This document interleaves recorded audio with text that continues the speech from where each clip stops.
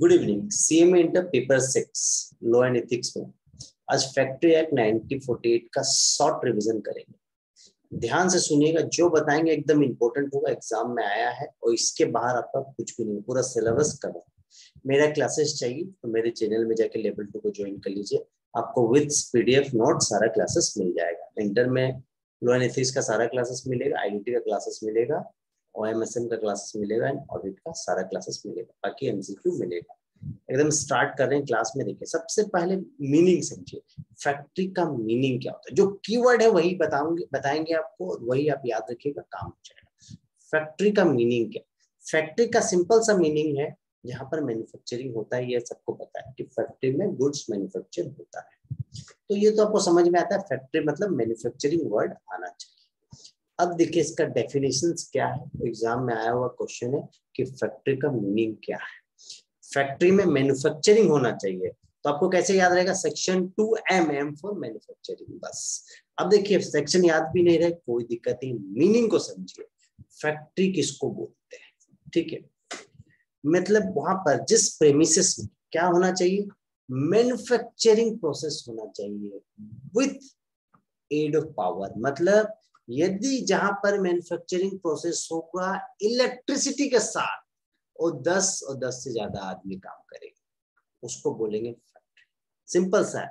Premises में, जिस premises में मैन्युफैक्चरिंग होगा इलेक्ट्रिसिटी के साथ और 10 से ज्यादा आदमी काम करना चाहिए, यदि इलेक्ट्रिसिटी इन्वॉल्व। ठीक है। दूसरा, सपोज इलेक्ट्रिसिटी इन्वॉल्व नहीं है, मतलब मैन्युफैक्चरिंग हो रहा है बिना इलेक्ट्रिसिटी के, तो वहां उससे डबल हो जाना चाहिए। जहां इलेक्ट्रिसिटी मतलब 20 और 20 से ज्यादा वर्कर हो जाना चाहिए। कीवर्ड याद रखिए, मैन्युफैक्चरिंग हो रहा है with the aid of power. With the aid of power मतलब इलेक्ट्रिसिटी यूज हो रहा है, मैन्युफैक्चरिंग प्रोसेस हो रहा है, इलेक्ट्रिसिटी को यूज कर रहे हैं 10 और 10 से ज्यादा वर्कर है, बस।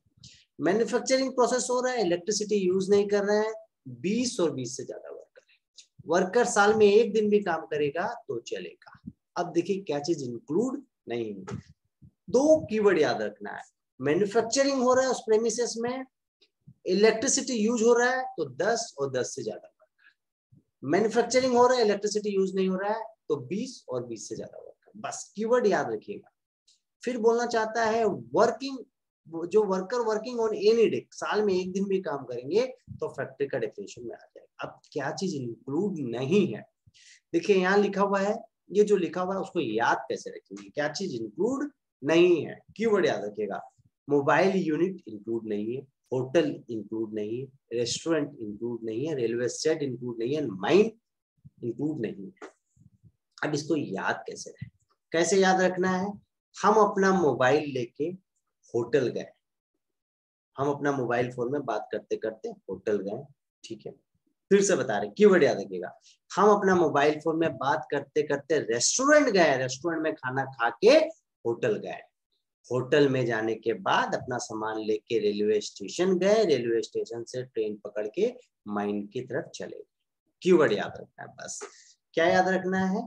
हम अपना फोन में बात करते करते रेस्टोरेंट गए, रेस्टोरेंट में खाना खाए, खाना खा के होटल चले गए, होटल से अपना सामान लेके रेलवे सेट गए, रेलवे गए, रेलवे से माइंस में जाके उतर गए, काम खत्म। इतना याद रखना है।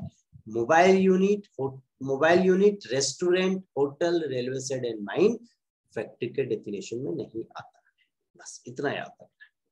अब एग्जाम का बहुत इंपॉर्टेंट क्वेश्चन था वो, फैक्ट्री एकदम छोड़ने लायक नहीं है। दूसरा है हु इज ऑक्यूपायर, ठीक है, and what are the duties and responsibility of occupier. का सिंपल सा मीनिंग है जो फैक्ट्री को पूरी तरह कंट्रोल करता है, ultimate owner of the factory, ठीक है, जिसका पूरा फैक्ट्री के ऊपर कंट्रोल है, वो समझिए।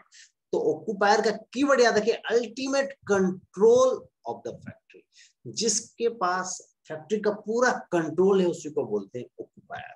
अब देखिए आपको लिखना कैसे है, person who has ultimate control over the affairs of the factory, factory का सारा काम पे उस पर उसका कंट्रोल है, उसी को बोलते हैं occupier. Ultimate control over the affairs of the factory, जिसके पास फैक्ट्री के ऊपर, फैक्ट्री का मालिक को ही ऑक्यूपायर बोलते हैं, सिंपल सा भाषा में समझ लीजिए, ठीक है। या आप सिंपल सा ये समझिए, जिसका पूरा कंट्रोल है फैक्ट्री के काम के ऊपर, उसको ऑक्यूपायर बोलते हैं। ये याद रखिए, who has ultimate control over the affairs of the factory, factory के काम पे जिसका पूरा कंट्रोल है उसको ऑक्यूपायर बोलेंगे। अब देखिए एग्जांपल देखिए, पार्टनरशिप फर्म में कौन अल्टीमेट ओनर है? पार्टनर। काम खत्म, सारा कंट्रोल कौन करता है? पार्टनर। कंपनी में सारा काम कौन करता है? Directors. Factory owned by central government, owned by central government मतलब पर्सन जो सेंट्रल गवर्नमेंट ने अपॉइंट किया, बस person appointed to manage the affairs of the factory. Factory का जो सारा काम देखता है, सिंपल भाषा में उसको ऑक्यूपायर बोलते हैं। पार्टनरशिप फर्म में पार्टनर होगा, कंपनी में डायरेक्टर होगा, और सेंट्रल गवर्नमेंट का कोई फैक्ट्री में जिसको सेंट्रल गवर्नमेंट काम देखने के लिए अपॉइंट किया है, उसको ऑक्यूपायर बोलते हैं। सिंपल सा भाषा में यही, जिसका पूरा कंट्रोल है फैक्ट्री के ऊपर। ठीक है, अब देखिए क्वेश्चन आता है responsibility of the occupier. Occupier का जिम्मेदारी क्या है? ठीक है, देखिए ये देखिए, उससे पहले ये समझिए duties of the occupier. Occupier का जिम्मेदारी क्या है कि मेरा वर्कर, सिंपल सा भाषा में वर्कर मेरा है, उसका हेल्थ अच्छा होना चाहिए। Health of the worker ensure करेगा, ensure for health of the worker, worker का हेल्थ अच्छा होना चाहिए, वर्कर का सेफ्टी प्रोवाइड करेंगे और वर्कर को वेलफेयर प्रोवाइड करेंगे, मतलब अच्छा से काम कर सके। तो health of the worker, safety of the worker and welfare of the worker is the duties of the occupier. बस 3 कीवर्ड याद रखना, health, safety and welfare of worker. Health, safety and welfare of worker, ये जिम्मेदारी है occupier का। अब देखिए responsibility of occupier, देखिए ऑक्यूपायर का जिम्मेदारी क्या है, ड्यूटीज क्या है कि वर्कर का हेल्थ अच्छा होना चाहिए, वर्कर को हम सेफ्टी प्रोवाइड करेंगे और वर्कर के लिए अच्छा वेलफेयर डेवलप करेंगे। ठीक है, इतना आपको समझ में आ गया कि ये ड्यूटीज है। तो रेस्पॉन्सिबिलिटी क्या होनी चाहिए कि क्या करेगा ऑक्यूपायर? पॉलिसी बनाएगा वर्कर का सेफ्टी के लिए। देखिए, make policy for safety of worker, क्योंकि वर्कर का सेफ्टी कैसी का जिम्मेदारी है, तो ये पॉलिसी बनाएगा safety of the worker. Disclose dangerous information या हजार्डियस इंफॉर्मेशन, जो इंफॉर्मेशन वर्कर के लिए हजार्डियस है, डेंजरस है, कोई केमिकल वगैरह जो वर्कर को नुकसानदायक हो, उसके बारे में बताएगा। तो disclose dangerous information to worker, simple सा चीज है। अब देखिए, इसका वर्कर का सेफ्टी है तो ये इमरजेंसी प्लान बनाएगा, कौन? ऑक्यूपायर। डिजास्टर कंट्रोल प्लान बनाएगा या सेफ्टी प्लान बनाएगा। प्लान 3 प्रकार का लिख सकते हैं, इमरजेंसी प्लान बनाएगा वर्कर लोगों के लिए, डिजास्टर कंट्रोल प्लान बनाएगा वर्कर के लिए, सेफ्टी प्लान बनाएगा वर्कर के लिए, और एक्सपीरियंस पर्सन को अपॉइंट करेगा कंट्रोल करने के लिए हजार्डियस सब्सटेंस। जो हजार्डियस सब्सटेंस से जो नुकसान होता है वर्कर को, उसको कंट्रोल करने के लिए एक्सपीरियंस आदमी को अपॉइंट करेगा। कुछ याद नहीं रहे, पॉलिसी बनाएगा वर्कर का सेफ्टी के लिए, इमरजेंसी प्लान बनाएगा वर्कर का सेफ्टी के लिए, डिजास्टर कंट्रोल प्लान बनाएगा वर्कर के लिए, सेफ्टी प्लान बनाएगा वर्कर के लिए, डिस्क्लोज करेगा डेंजरस इंफॉर्मेशन या हजार्डियस इंफॉर्मेशन, और अपॉइंट करेगा एक्सपीरियंस पर्सन जो हजार्डियस सब्सटेंस को कंट्रोल कर सके। ठीक है, सिंपल सा चीज था। अब देखिए नेक्स्ट क्वेश्चन में duties of certified surgeon under factory. ये भी बहुत इंपॉर्टेंट क्वेश्चन है, ध्यान से सुनिए। ठीक है, देखिए एक सिंपल सा क्वेश्चन है, duties of certifying surgeon under factory act 1940।